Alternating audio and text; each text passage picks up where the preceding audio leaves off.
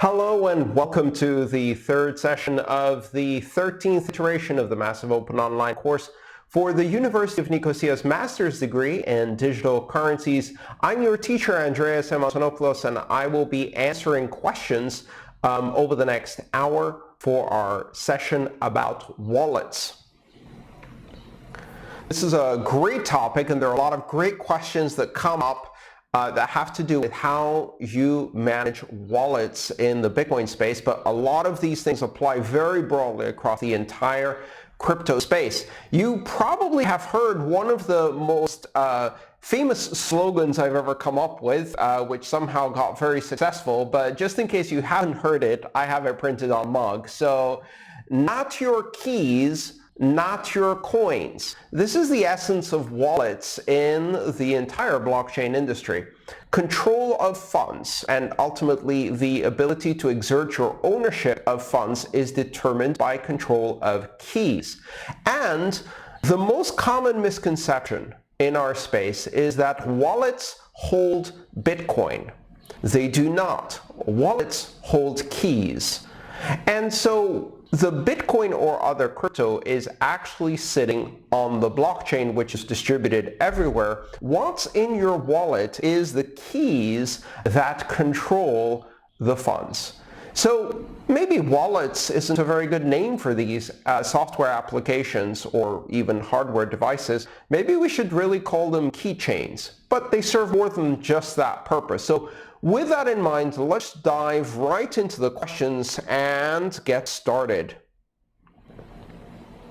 Mohammed asks, why do most HD wallets only accept 12 words mnemonic, while the use of mnemonic backups can be up to 24 words? All right, let's dive right in with the answer to that question. So, Mohammed, your experience is probably reflected by the fact that you're primarily using mobile device or smartphone hierarchical deterministic wallet, which indeed the vast majority of those use 12 words. If you were to use hardware wallets, you would notice that by default these generate 24-word seeds. So in the mobile space, it's very common to see 12-word seeds. In the hardware wallet space, it's very common to see 24-word seeds. Why the difference? First of all, the mnemonic phrase, which is the correct word, it's not really a seed, but the mnemonic phrase, which is 12 to 24 words, actually represents a different degree of entropy or randomness. So how many bits of randomness are represented in mnemonic phrase depends on the number of words. 12 words represents 128 bits of randomness encoded in that mnemonic phrase, whereas 24 words represents 256 bits. In Bitcoin and many other cryptocurrencies, keys are usually generated at 256 bits. That's the maximum size of a private key.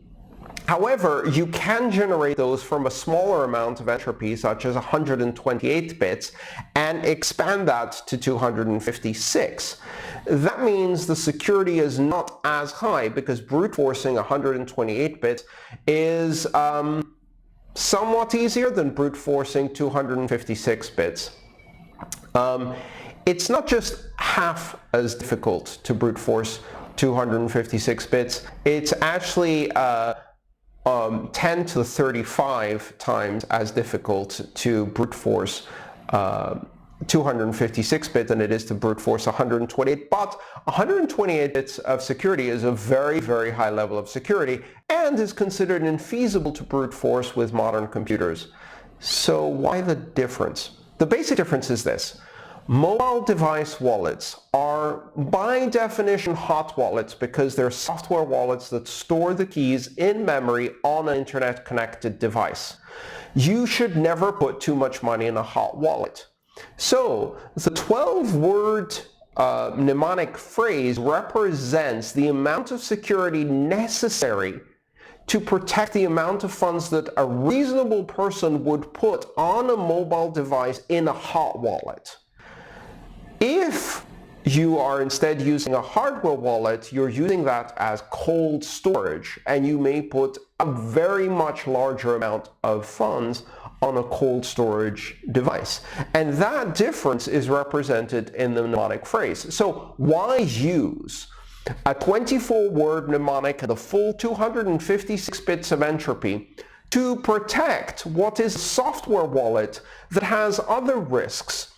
The risk of compromise of the mobile device, its operating system, its application space, its memory by rogue software on an internet device is much, much higher, and therefore it's almost like making a vault of plywood and then putting a 10-inch steel door on it.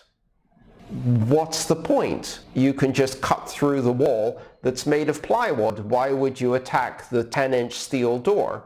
So when you see 12-word security, that's a lower level of security for the mobile device, which represents the fact that the mobile device by definition has a lower level of security, and 12 words is more than enough.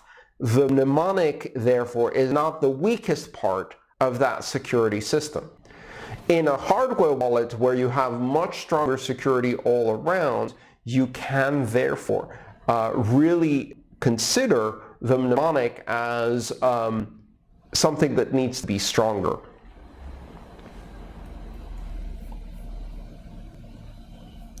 Mohammed also continues with this question and says, I noticed many different HE wallets use a different key derivation path. Why can't wallet developers follow the same specifications so that every wallet can be compatible with each other? This is a great question, and it's also repeated by Stephen, who asks, why does each wallet client have different seeds? They don't have different seeds, they have different derivation paths. If a wallet provider goes out of business, then what? I want to think that the same seed should pull out the same addresses in every wallet. So this brings up the really important and often difficult to understand concept that if you have the mnemonic phrase, that is not enough in order to back up and recover your wallet. You also need to know where on the hierarchical deterministic tree your funds are stored. So think about it this way. The mnemonic phrase produces a seed. Think of the mnemonic phrase as the location where you've planted your tree of keys. And the seed of that tree sprouts a big tree with lots of branches. Now, each wallet provider looks on specific branches of that tree to find the funds that you've recorded with that wallet. In some cases, they use the same branch, and there is a standard for using a specific branch of that tree for specific purposes.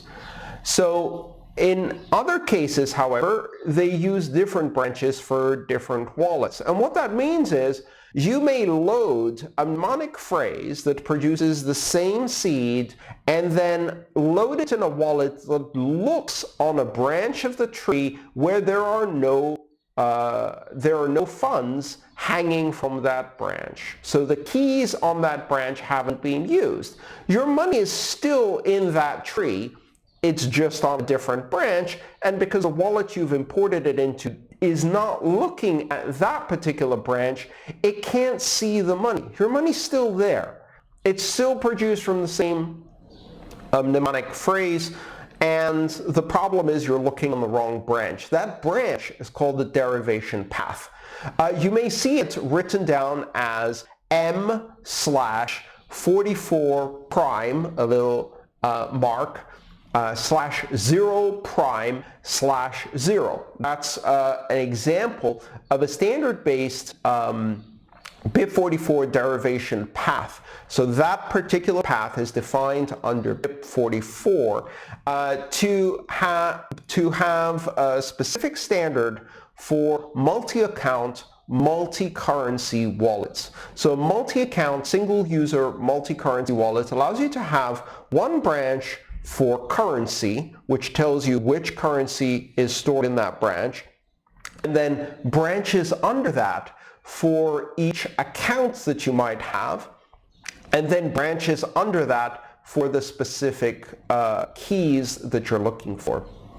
Now, the tree in this particular case has a lot of branches. In fact, at the first level from the trunk, you branch off into 2 billion possible branches, and each of those branches branches off into 2 billion possible sub-branches, which means that if you don't know which branch you're looking for, searching that tree is actually very difficult. In fact, if you've gone 3 branches down, it's now become an almost impossible brute forcing task. Meaning that when you have a wallet, you need to record not just a mnemonic phrase, but also the path that tells you which branch of the tree to look for that you have used to generate keys, especially if that wallet is not using the BIP44 standard branch. Now, there's a great website to help you with that, and I'd like us to put that in the notes of the video so that you can remember it. And the website for that is walletsrecovery.org. That is wallets, plural, walletsrecovery.org.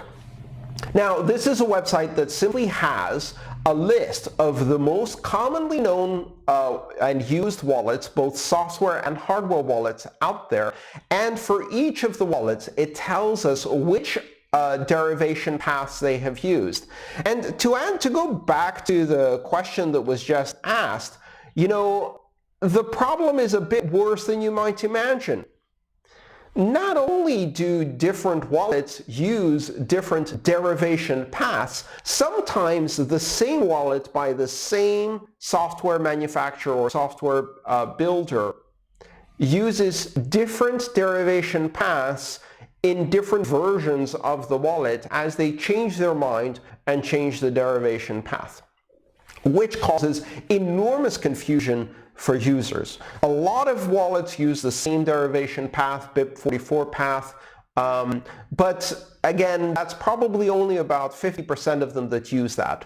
And a lot of wallets do allow you to modify the path in which they search or use for future transactions, which gives you some flexibility. But at the same time, a lot of wallets don't. They don't even show you what the path is, so it's very difficult to find out. That's why a site like walletsrecovery.org is a very useful resource for finding these paths.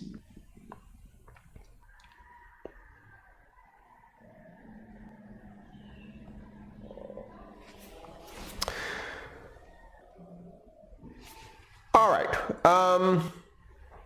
Dan asks, would it be possible for a wallet developer to hold the root of a hierarchical deterministic key for themselves and pretend that a child's private or public pair produced by the wallet is the root, and therefore they could have knowledge of all of the children, wait until the user's wallet has enough Bitcoin, and then sweep the wallet?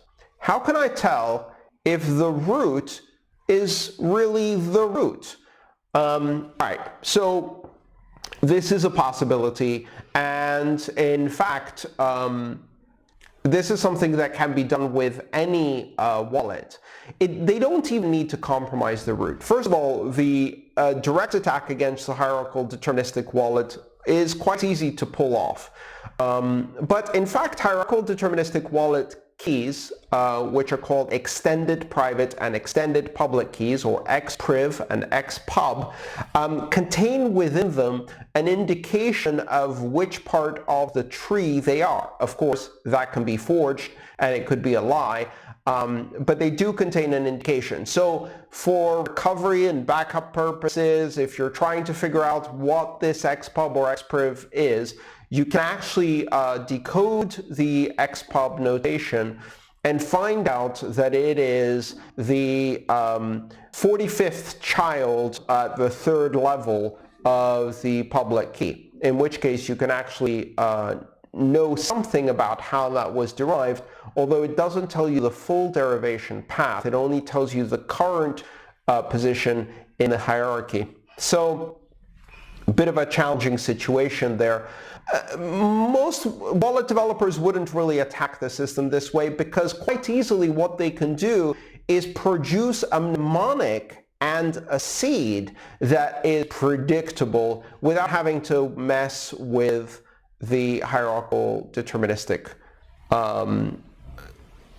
extended private key and extended public key as well. So on that question, let's take another follow-up. Colin asks, how can we trust hardware wallet manufacturers? I keep hearing that hardware wallets are the safest way to store your crypto, but I need to trust the manufacturer. Why? Can't they know what key is inside every wallet they produce? Which is essentially the same question as above.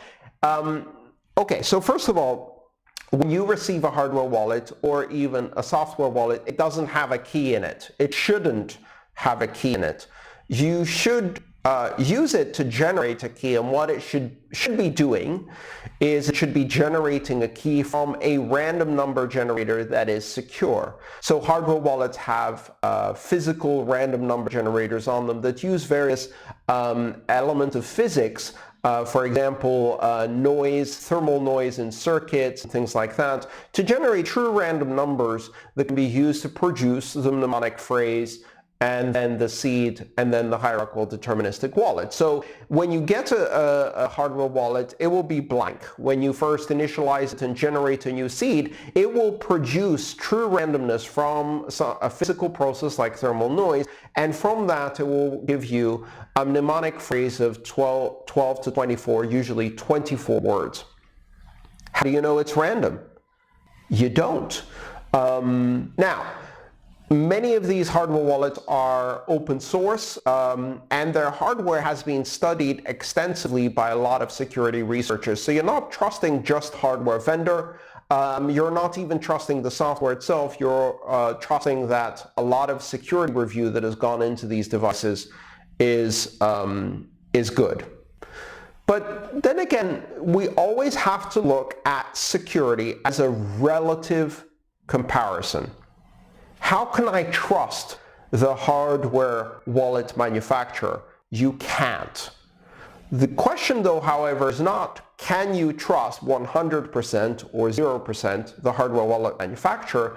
The question is, can you trust the hardware wallet manufacturer more than an alternative means of storing your keys? So what are the alternatives?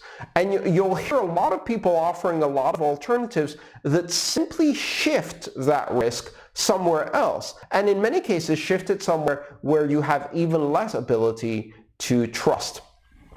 The same thing happens when people discover vulnerabilities in hardware wallets, and they say, well, if there is a vulnerability in a hardware wallet, how can I possibly trust that? Maybe I should use something else like a paper wallet instead. This is a bad risk analysis. When you use alternative means, you're trusting other things maybe you don't even know you're trusting. So for example, let's say I decide I'm not going to use a hardware wallet because I do not trust the hardware wallet manufacturer. Instead, I'm going to make my own system using a laptop and an operating system and print out some paper wallets or produce my own mnemonic phrases that I type into a generic laptop. Well, now I'm trusting the laptop manufacturer, which as a piece of hardware has a lot more chips on it that could be compromised, either compromised before I got it or compromised while I'm trying to install the operating system for the first time and connecting it to the internet. I'm trusting the operating system manufacturer, maybe a Linux operating system like Tails that seems to be very popular for this purpose. And you know, if I'm an attacker, do I try to attack the hardware wallet software that is very simple, very contained, very limited, and very scrutinized? Or do I instead try to attack Tails, which apparently a lot of Bitcoiners are downloading and using to print their own paper wallets? Well, Tails is a much juicier target. There's thousands of packages in it.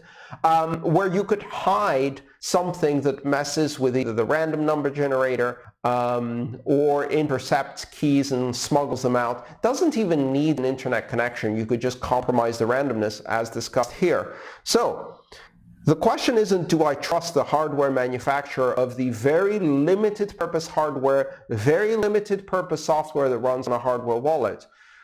You can't trust them 100%, but what you trust is that the most limited hardware plus the most limited software plus the most scrutiny imposed by other security researchers who are looking at both the hardware and the software.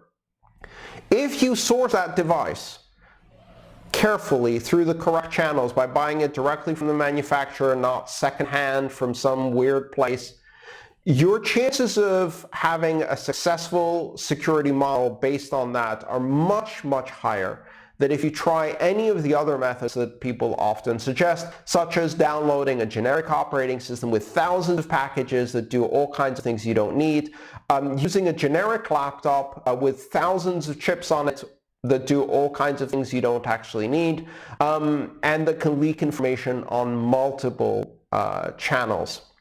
You can't trust the hardware manufacturer, but you can trust that the complete system of limited hardware, limited software, and extreme scrutiny is the best security that you can get.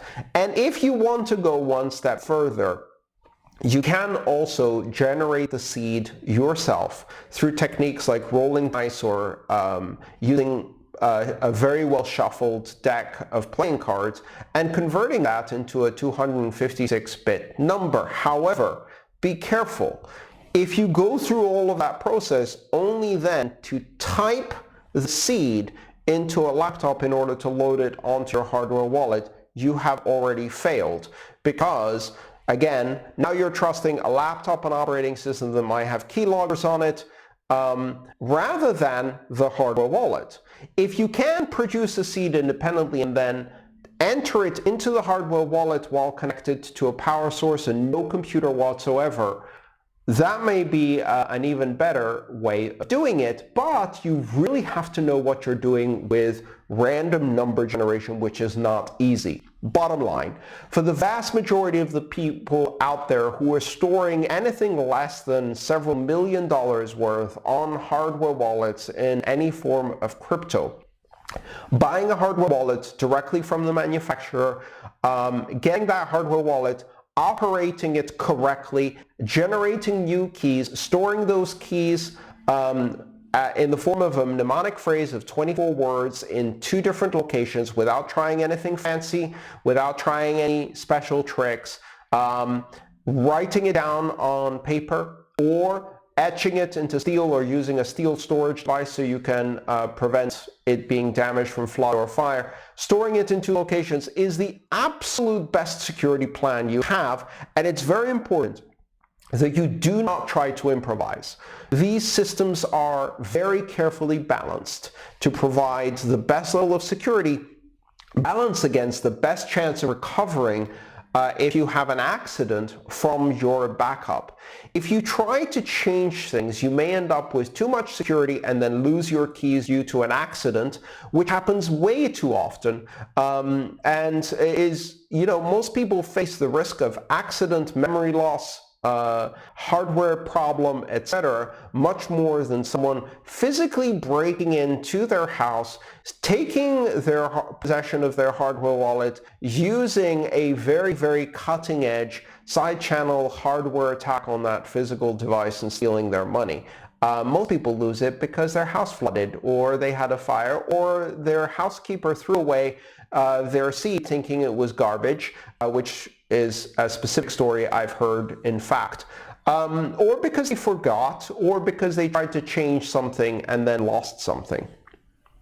All right, so with that, we've covered kind of the security of hardware wallets. Let's move on to another question.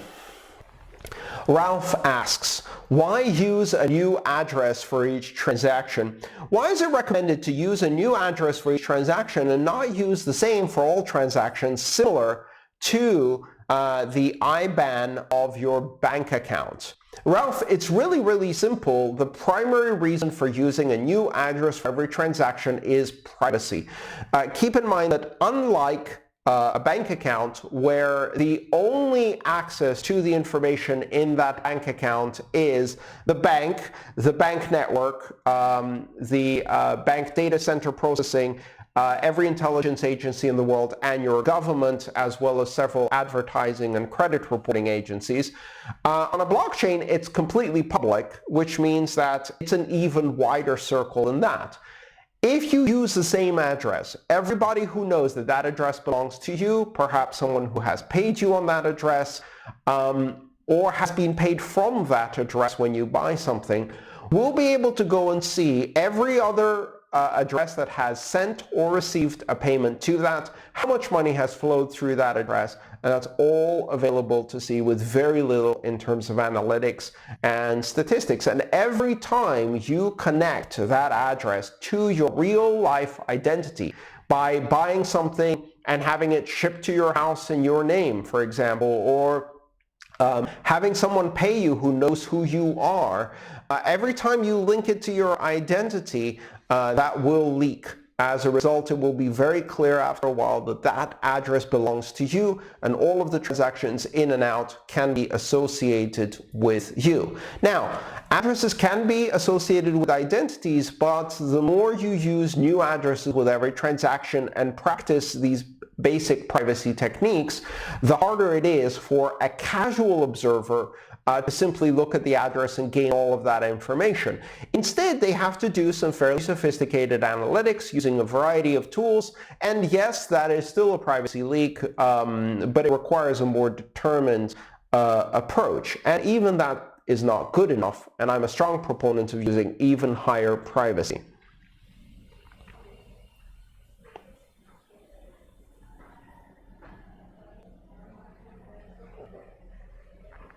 All right, the next question comes from Ralph.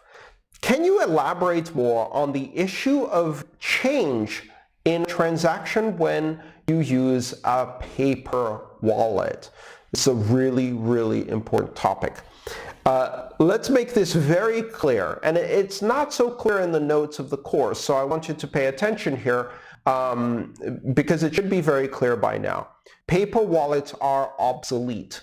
They are not a good mechanism for storing Bitcoin as cold storage or even hot storage. Paper wallets are obsolete, and the reason they're obsolete is because you can achieve everything you achieve with a paper wallet instead with a mnemonic phrase-based hierarchical deterministic wallet. You can back it up on paper as 12 to 24 English words. You can generate as many addresses as you want, unlike a paper wallet. You do not have to worry about what happens to change, which we'll talk again about in a second. And you can store multiple currencies, multiple sub-accounts, etc. More importantly, the big problem with a paper wallet has been and has always been and is currently that a paper wallet simply is a key. What it isn't is a means to sign a transaction with that key without leaking the key. And the problem is that in order to use a paper wallet, you have to load it. So first, you have to produce it in a way that is secure. And secondly, you have to be able to sign transactions with it. Pardon me for 1 second.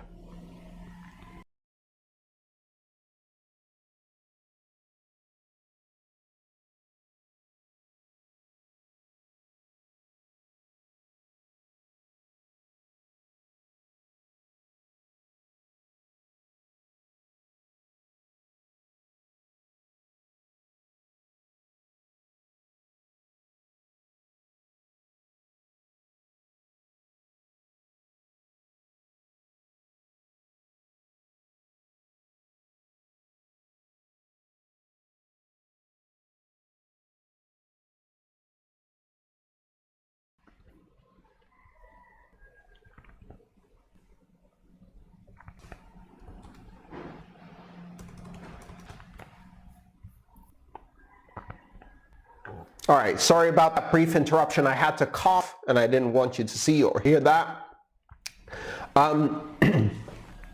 So specifically to answer Ralph's question, what is the issue with the change of a transaction? When you try to spend from a paper wallet, the paper wallet itself cannot sign transactions. So in order to actually create and sign a transaction, you have to take the keys from the paper wallet, the key, the single private key that is on that paper wallet, and you have to load it into a software system, which we also call a wallet, in order to produce a transaction and sign that transaction. Now, usually that will be software that you've installed on your PC, on your mobile device, or something like that. As a result, when you try to sign, first of all, you're now making that key hot. That's already a security problem.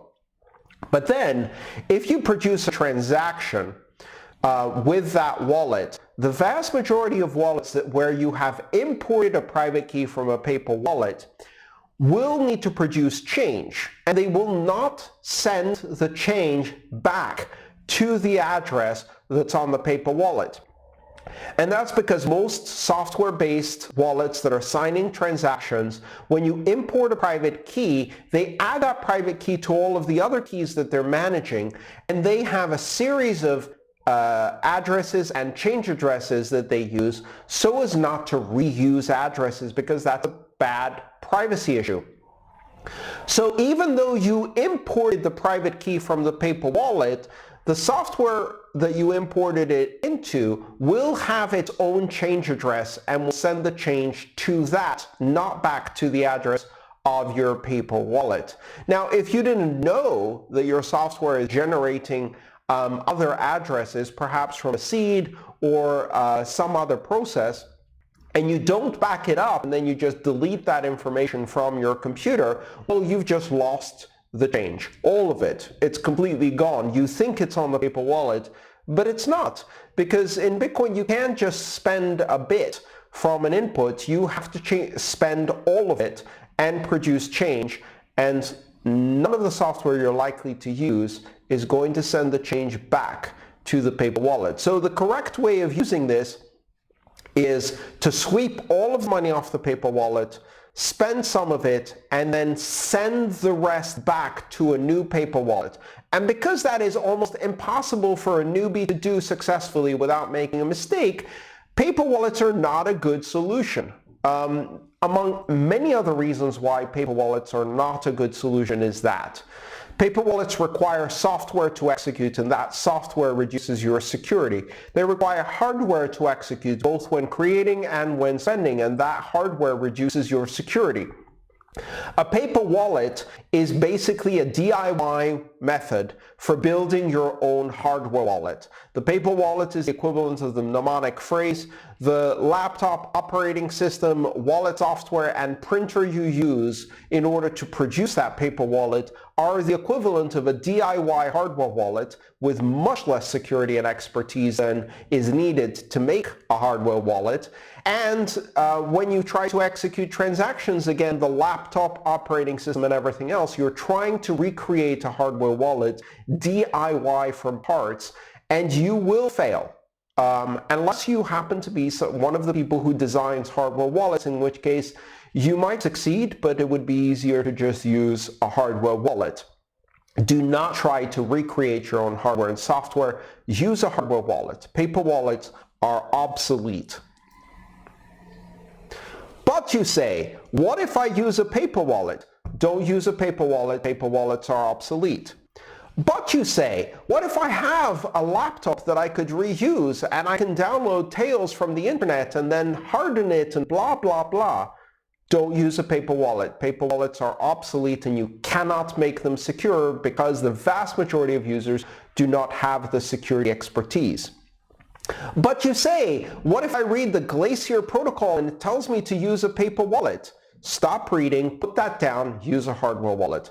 It's a really simple answer, and for some reason, no matter how many times I repeat it, people still try and do DIY security.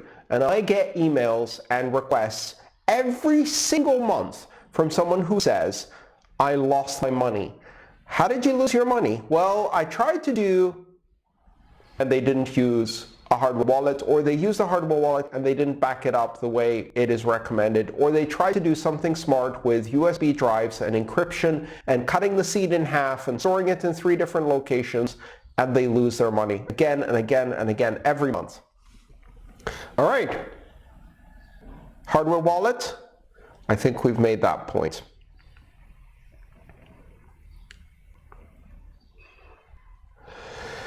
To that point, let's go in a bit more detail. For people who are using Bitcoin or crypto for savings and want to move their money off of exchanges in order to control their own keys and own their own coins, what is the balance between complexity, usability, and security for some of the better-known hardware wallets? Can you discuss initiatives such as Casa and Keykeeper, which aim to improve this for users, as well as some of the implications for multi-sig with hardware wallets and reducing the risk of losing access to savings and facilitating inheritance? What are the best practices for maintaining and updating hardware wallets when used for cold storage in order to ward off any problems with entropy, bit rot, hardware obsolescence, forking, or changing to the standards? All right, to answer your question, Bradley, I won't go into any specific vendors of hardware wallets because I don't want this to be taken as an endorsement. Instead, I'll talk about standards. The most important thing you can do in this space is use one of the established best practices and standards and then buy a hardware wallet that fully supports that standard and doesn't deviate from it. In my opinion, the correct set of standards for a hardware wallet used today is the collection of BIP32, BIP39, BIP43, BIP44. This means a mnemonic phrase based on BIP39 that produces a hierarchical deterministic wallet based on BIP32 that has a special purpose derivation path based on BIP43 that supports multi-currency, multi-account derivation based on BIP44, 32, 39, 43, 44. Those are the 4 standards that give you a set that is easy to not only back up and restore, but will be consistent across a variety of brands. As for maintaining the hardware wallet itself, the hardware wallet itself should be considered a disposable shell. The real power is not the hardware wallet. It's the mnemonic phrase, and knowing the mnemonic phrase and the derivation path you're using, and perhaps also using a passphrase in addition to that mnemonic phrase in order to protect your mnemonic phrase a bit better. Of course, you have to back up the passphrase. That's a whole other question. But for example, if I have a cold storage hardware wallet, I do not leave that hardware wallet loaded with my keys, mnemonic phrase, seed keys, in a vault or a safe.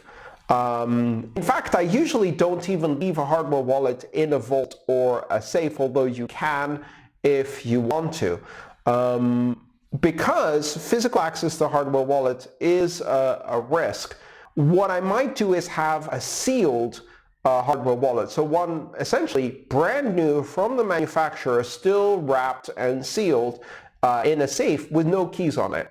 And I'll also have a mnemonic phrase that is encoded, either written on paper or etched on steel or some other mechanism to protect it from damage. I really like the ability to store it as a series of steel letters. There's a variety of companies that do that.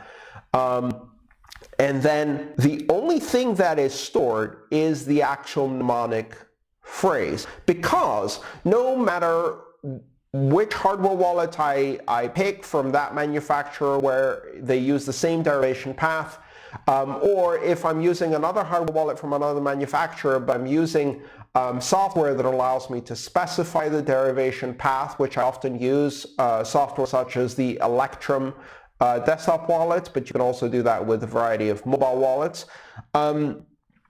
The mnemonic phrase is the thing that's stored. I'll take a brand new hardware wallet, and when I need to access the cold storage to spend, I will initialize that hardware wallet by entering the seed on the screen of the hardware wallet, the mnemonic phrase on the screen of the hardware wallet when I want to use it. So the hardware wallet itself doesn't have any keys on it. And the reason for that is because the protection of the keys on a hardware wallet can be potentially compromised if someone can access the hardware wallet. That's why I also use a passphrase, but a passphrase and a PIN on the hardware wallet are not as strong as I would like.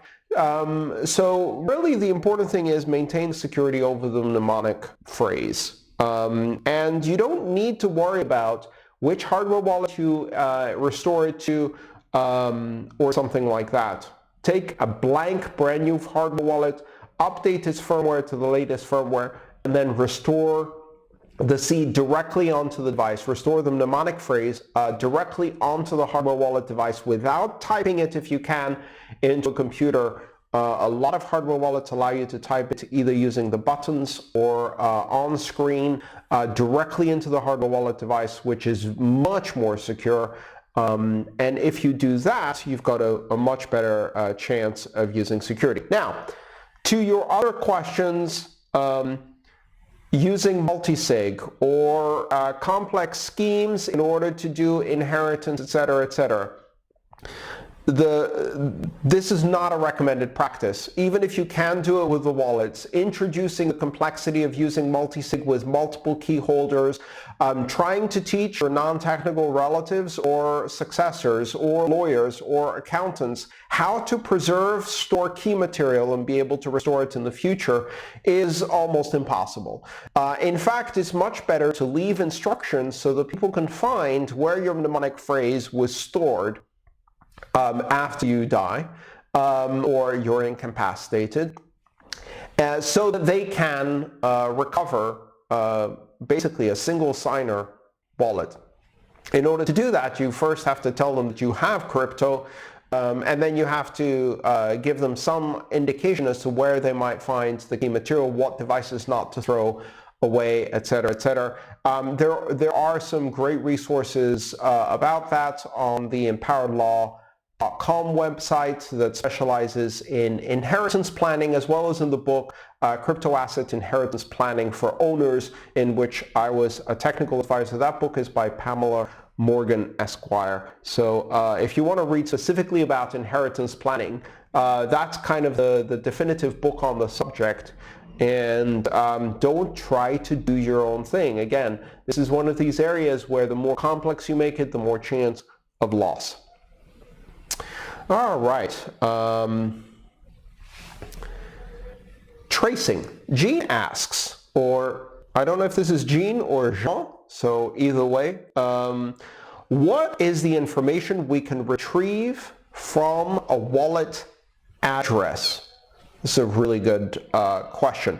Now, in terms of when we say the word address, we mean a Bitcoin address, or maybe in another crypto, an Ethereum address or something like that, versus a key, where we're talking about private key or a public key or an extended private key or extended public key. From a key, you can derive a lot of information, because a private key can produce a public key, which can produce addresses. From a public key, you can derive less information because you don't have the private key. And from an address, you can derive even less information because you don't have the public key that produced it. The same thing in hierarchical deterministic wallets. If you have one address from somewhere in the wallet, a change address or receive address from the wallet, you cannot associate from the outside, looking at that address, there is no way to know that that was produced as part of a hierarchical deterministic wallet, or it was produced as a one-off address from a single private key that was randomly generated, or it was produced without a private key and it's just a badly constructed address that will burn your money and eat it. You can construct addresses like that. You can't even know that there is a valid private key behind it that can spend from that address. So all you can see from an address is whether the checksum on it is correct, And because it's the result of a double hashing process, you can't see or determine much else. Even more so if that address represents a script, as is the case with addresses that start with a 3 or SegWit addresses of the type pay to witness script hash. In both of those cases, you can tell it's a script, but you can't tell what script it is, what that script means. It could be multi-sig, it could be a multi-party script, it could be a lightning channel, it could be a whole variety of things, and it could also be nothing. It could be a fake address that cannot be spent, and if you send money to it, will be lost forever. So what can you tell from address? Not much. But if you have an address, you can go and look on the blockchain and say, has this address ever appeared in a transaction? Has it been the recipient of a transaction?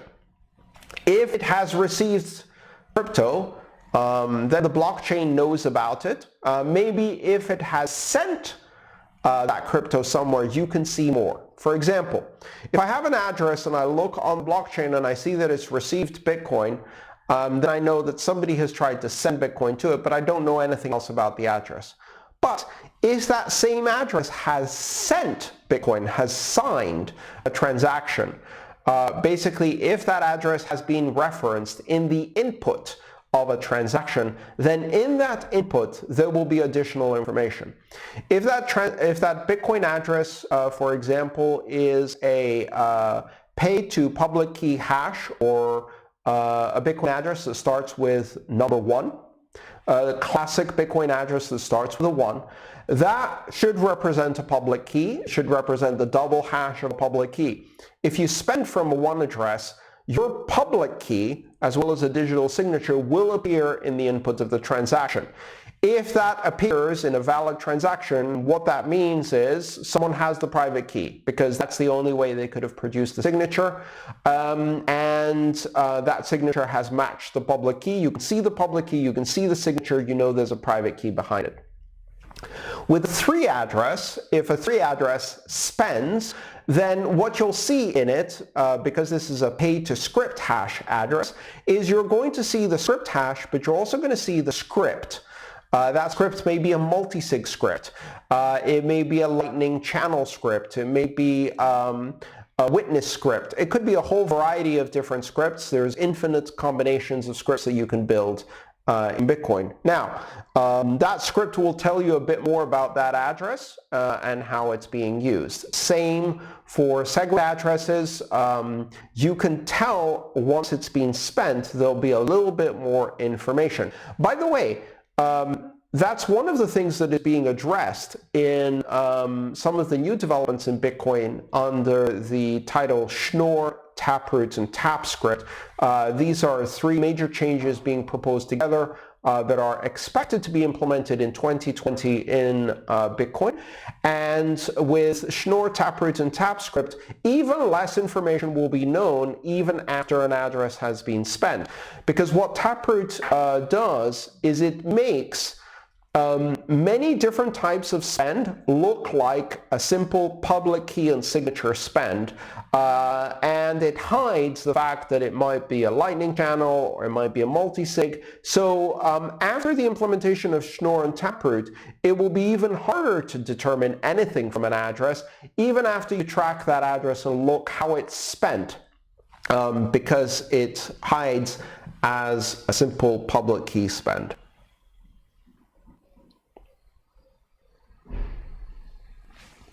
Martin asks, a major current obstacle to the mass adoption of blockchains is the current technical knowledge required to understand private keys, public keys, hashing, and addresses, which is beyond the understanding of a layperson on the internet. I discovered a site below that seems to have a significant impact.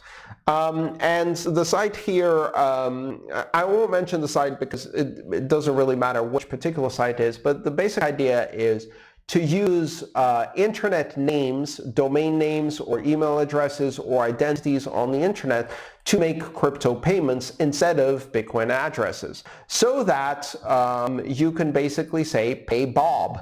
Bob at acme.com is the recipient of the Bitcoin address, and you don't need to know about addresses, you just pay a name. This is not the first site that has done this. In fact, it's probably the 20th or 200th system that has attempted to build something similar. In general, these systems introduce a variety of significant problems because they don't resolve one of the fundamental issues that exist both on the internet and especially in the blockchain domain, which is the ability to have unique, identifiable handles, pseudonyms, or identities without leaking privacy, without creating centralized systems, and without making it possible to forge identities quite easily. These sets of characteristics are very difficult to achieve altogether. Either you end up with a centralized directory, and that becomes a single point of failure, as well as a very powerful point of censorship, because it provides the owner of the directory the ability to give you or take away your name and its association with crypto. It also gives an enormous possibility of leaking private data, so it destroys privacy, because if this centralized institution knows which addresses are correlated with which names, then you lose all of the privacy that's offered by crypto systems, which wasn't very good to start with, but this would make it much, much worse. So it becomes a central point of surveillance. There are some decentralized approaches to these. The example offered by Martin here actually uses the Ethereum naming system underneath, or the Zcash naming system, ENS, ZNS, and others, in order to provide a directory that maps names to addresses. But what that does is it shifts to a different set of problems. Now you have a problem of how do you ensure that you allocate the correct name to the correct person or owner, and that someone can't simply go and claim the name. So for example, on ENS, there are more than a dozen names that pretend to be Andreas Antonopoulos, and there's nothing I can do about that, and there's no way for me to prove that I am the correct one and take over those, because of course it's a decentralized system. So with that lack of control, we shift the problem. And again, these are all difficult problems. So what's harder, to reinvent identity for the blockchain space, or to educate people on how to use public-private keys and addresses while maintaining their privacy and maintaining decentralization, not creating centralized surveillance, centralized control, and centralized censorship infrastructures in order to solve a problem of usability.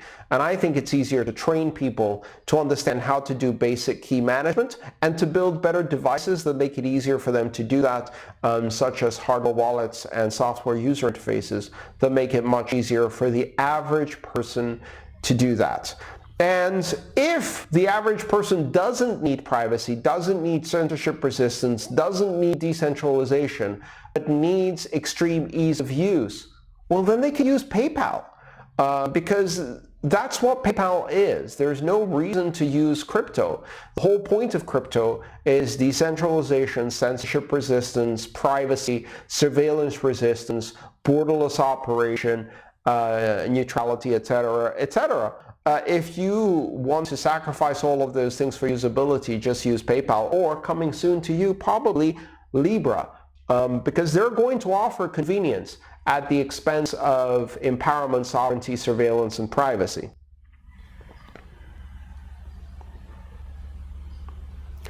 So to answer the question more directly, Martin asks, do you have other ideas that will facilitate the mass adoption of blockchain? The most important question is success defined by mass adoption of blockchain? Mass adoption of a blockchain that sacrifices the principles of decentralization, neutrality, censorship resistance, surveillance resistance, borderless operation, etc., is pointless. And I don't think there's any reason why we should sacrifice those principles to achieve mass adoption. Mass adoption is not the desirable goal. Mass freedom is the desirable goal. Maximum freedom is the desirable goal. And in order to do that, we have to maintain the principles even if they're hard to learn.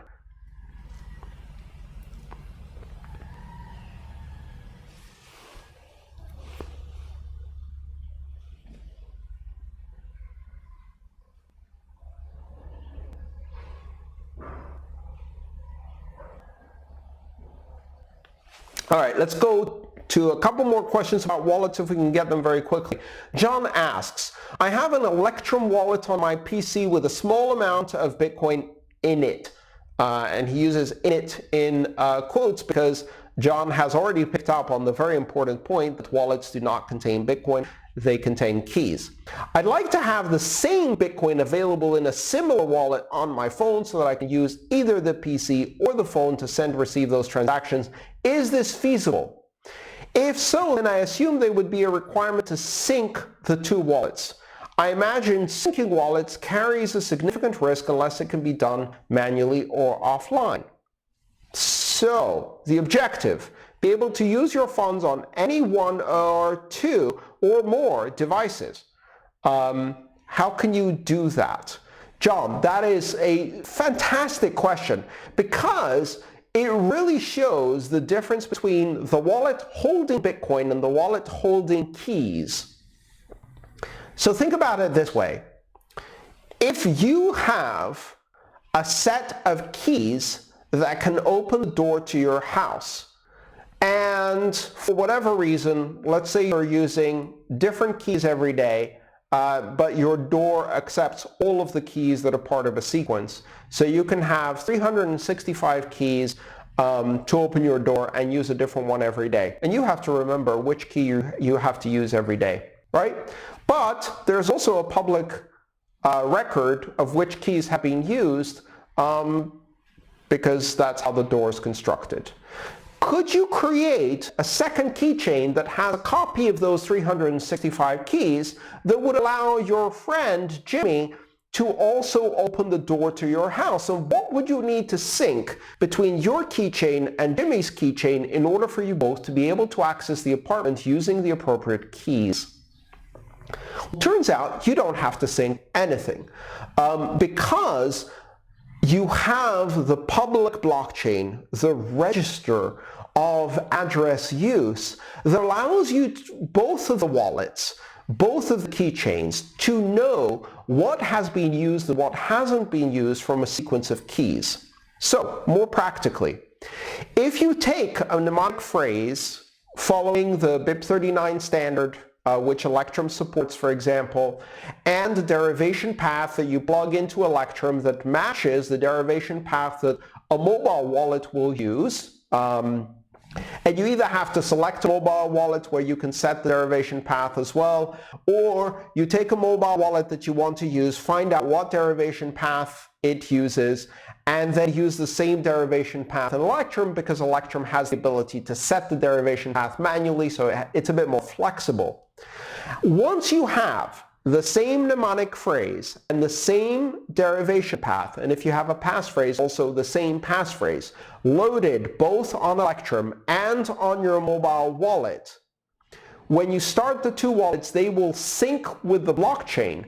And what they will do is they will start generating keys from the first one in the tree on that derivation path. They'll basically start searching the specific branch and every leaf on that branch and say, leaf 1, has this been used in a transaction? Yes? No. Once it finds that a leaf or the specific key that's been generated from that branch has been used in a transaction because the Bitcoin address has been used on the blockchain, it will know that that balance belongs to you and it will count that in its balance. And then it will move to the next leaf and the next leaf and the next leaf and the next leaf.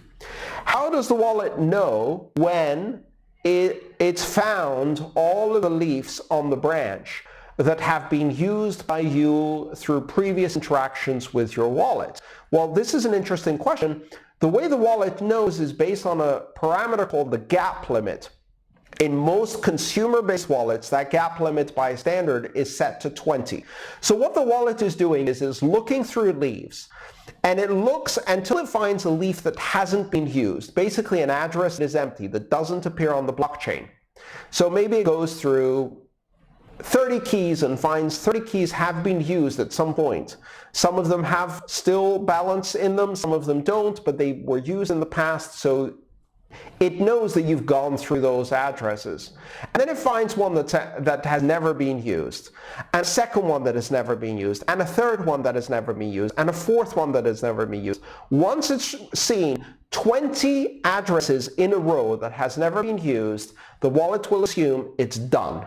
It's imported all of the keys that you have in the past used, which means that when you're using new addresses, you don't want to create a gap greater than 20, because then even though there will be keys that have transactions further down, your wallet won't see them because it will stop once it sees a gap of 20 unused addresses in your wallet.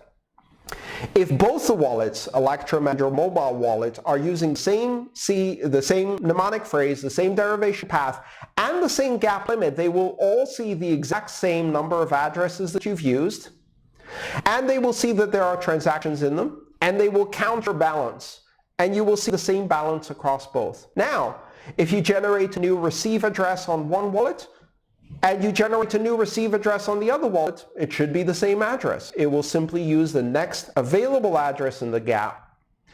And if you create a transaction to spend from one wallet, you can spend it. If you create a transaction on the other wallet, you can spend from there. Next time you open either one of the wallets, they're going to see the addresses when they scan the blockchain, and they're going to notice that the other wallet did a transaction, and they're going to not use that address again. So they assume that another wallet might be using the same mnemonic phrase, and they scan the blockchain for their unused addresses to confirm their balance every time you open them. Because if you think about it, all they have to do is scan about 20 addresses, which should be a gap. And then if they find that some of them are used, they just shift the gap further down until they find 20 unused addresses, and now they know they found the end. They will do that every time you open them. So you're not syncing them. They're syncing by looking at the same blockchain, the Bitcoin blockchain in this case, in order to find out what transactions have happened. So you can very comfortably use two wallets on two different devices based on the same mnemonic phrase and spend from either one comfortably. And that's a very common practice. In fact, for testing purposes, I use a mnemonic phrase that only ever has $20 or $30 in it that I use to test new wallets. I don't want to generate and back up a new mnemonic phrase every time I want to test a new wallet, so I just use the same mnemonic phrase.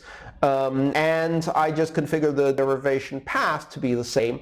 And so that way, I often have on my phone 5, 6, 7, 8 different mobile wallets, or even on my desktop, 5, 6, 7, 8 different wallets, all of which are on the same mnemonic phrase and the same derivation path and see the same balance and the same transactions, and they're effectively all synced to each other. And that allows me to have one backup for my petty cash testing mnemonic phrase, and test it out on all different wallets, and I don't need to fund them from scratch every time I want to test a new wallet. And that covers everything we had for today. I hope you've enjoyed this session. My name is Andreas Antonopoulos. This has been the third session of the Massive Open Online course, 13th iteration and semester of our course for the University of Nicosia's master's degree in digital currencies. I'm your teacher, Andreas Antonopoulos. I'll be answering your questions next week. Please make sure to ask great questions on the forum. Please try to stick to the topic of the week. If you ask questions that are addressed in future weeks, I'm going to hold those for future weeks. If you ask questions that are off topic, like what is the name of the dog of Satoshi Nakamoto, I'm not going to answer them because they're off topic. So we're going to try and keep it focused to the questions at the topic of the week. Keep studying, keep asking questions, discuss in the forums, and I'll see you next week. Thank you so much. Have a good one.